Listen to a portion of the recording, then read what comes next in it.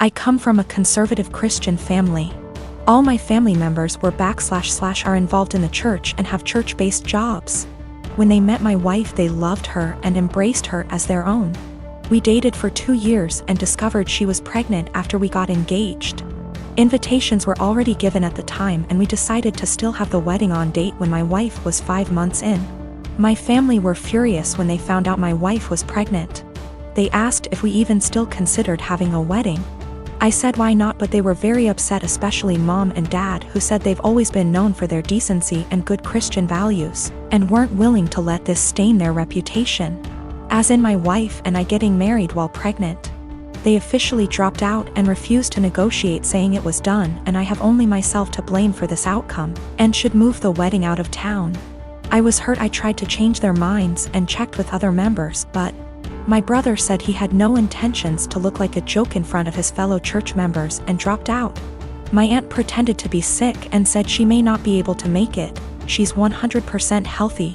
My cousin said he had business trip and stopped his wife and kids from attending, and my uncle cussed me out, torn the invitation, and kicked me out. I felt terrible with no family members of my own to support me and share my joy at my wedding. I even broke down crying after the ceremony. I haven't spoken to them for months and then got busy with my 4-week-old daughter.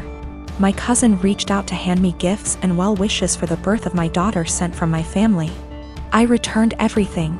He sat with me on behalf of the family, saying I shouldn't have returned gifts that were from my family who want to see and hopefully be involved in my daughter's life. He said Mom's longing to meet her grandbaby and everyone else is wanting to visit soon to celebrate my daughter's life. I asked him this question. I said, wasn't my daughter the reason why the entire lot of them abandoned my wedding? He just stared grudgingly as I went on about how they treated my daughter as something to be ashamed of and hide. My daughter at some point will ask about the wedding, and I have no intentions on lying to her. He replied saying he guaranteed I got it all wrong, and no matter what goes down between us, I can never deny that my daughter is their granddaughter, / niece / etc., and they're her family. He asked that I arrange for them to visit, but I refused. He kept pressing the idea, but I shut him down. My wife says I should let them come, but I still refused. I have been with my fiancé for 2 years. We are both 37 years old. We're getting married soon. I've only met her family a couple of times. My daughter, Judy, 16 years old, has never met them till very recently, where they hosted dinner to celebrate 4th of July, and that's when they met her for the first time. Judy has a visible burn scar on her forehead. It was due to an accident she was in when she was 9. She used to be incredibly insecure about it, to the point where I was forced to homeschool her, and it was hard trying to deal with and navigate through this rough time. Now she's doing a lot better, though some comments can really cause her to become stressed out and anxious. My fiancé knows all that and respects it. Before we went to her parents' house, I asked her to tell them about Judy and her struggle, and get to try and not say anything negative about it or possibly mention it. She said she would guarantee no one will say anything. We got to the event and they talked to Judy, and she slowly warmed up to them. Everything was going well till I was dinner time. My FMIL looked at Judy while she was eating and pointed at her scar, basically asking questions about it, which made Judy lose her appetite and start to get uncomfortable. I kept sending my fiancé and her mom signs to knock it off, but to no avail. Finally, FMIL then brought up the wedding and asked my fiancé if it'd be possible to Photoshop the scar out of any wedding photos that will have Judy in them, just in case they distract viewers. I was dumbfounded. Fiancé said nothing, just stared casually while nodding. I looked at Judy and it was clear this got to her. I leaned closer and asked if she was feeling uncomfortable and that we could leave if the answer was yes. She took her time, then nodded and said, yes, I'm feeling uncomfortable right now. I got up and told her to get ready cause we were leaving. My fiancé, her mom, and the family started insisting we finish dinner and stay, but I refused. I took Judy and got in the car and left before even talking to my fiancé. Obviously, she was pissed. She called and was angry, talking about how I disrespected her parents by taking Judy and leaving in the middle of dinner and not even saying goodbye. I told her that Judy was feeling uncomfortable with Mills' comments and questions. She said Judy overreacted and is in need to go back to therapy if a simply mention of her scar caused her to react that way. I got tired of arguing and asked her to give us some time, but she went on me and said that I have no respect for her and her family, and that what I did was irrational, and now she won't speak to me till I clear things up with her family, after ruining their celebratory dinner. My husband had a serious injury weeks ago. He's bedridden and his family come to see him every day. Mother-in-law keeps drilling what I need to do to make my husband comfortable but does nothing to help. Just visits every day and sits around expecting to be fed and entertained.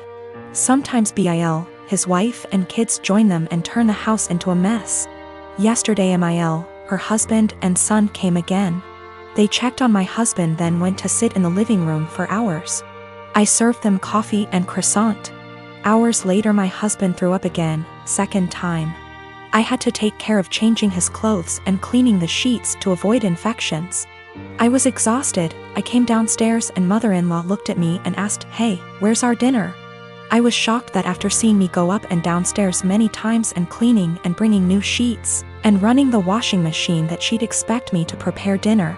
I'd already eaten a sandwich at 6 and yogurt. I have problems with my stomach and stress and pregnancy made it worse.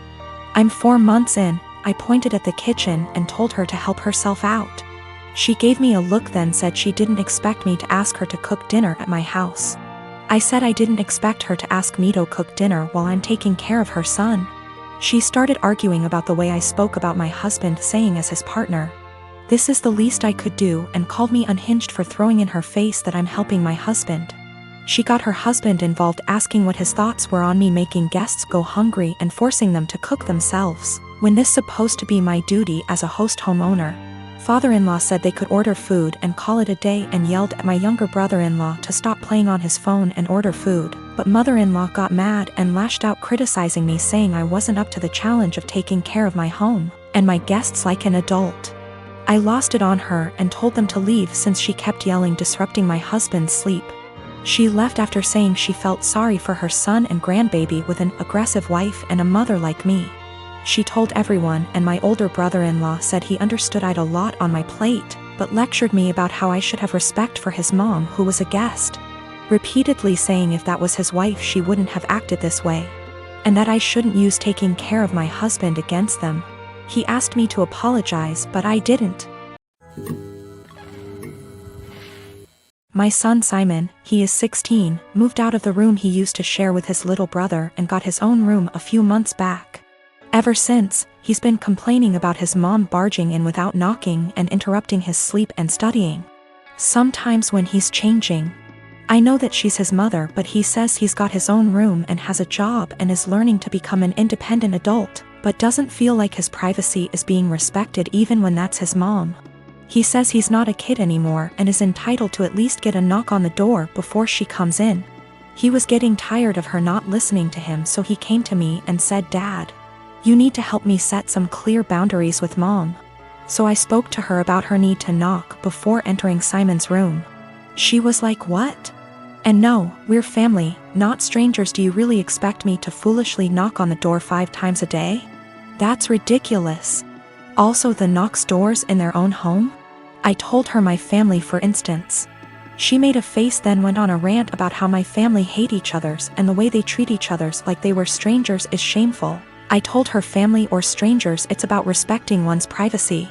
We had an argument about it, and I told her if she wasn't going to stop with the barging and refuse to knock on the door before entering, then our son will get a lock. She did it again at 11 p.m. She barged in when our son was asleep. He jumped up because he got scared. Once he told me this, I told him to go ahead and get a lock and pay for it with his own money. There was literally no other way.